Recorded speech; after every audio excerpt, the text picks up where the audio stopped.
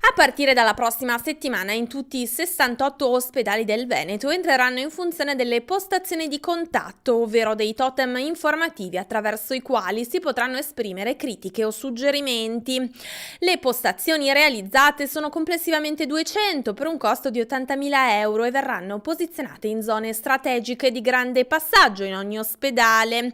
Ciascuna postazione sarà composta da 2 totem, uno offrirà al cittadino un modulo da compilare con i suoi commenti sull'organizzazione e sull'assistenza ricevuta. Lamentele, segnalazioni o complimenti potranno essere imbucati letteralmente in una cassetta postale di colore rosso. L'altro totem presenterà al cittadino le foto, le email e i numeri di telefono dei manager che compongono le direzioni strategiche di ogni struttura, in modo che il cittadino possa avere la visione diretta e l'eventuale contatto di chi amministra la complessa macchina sanitaria regionale.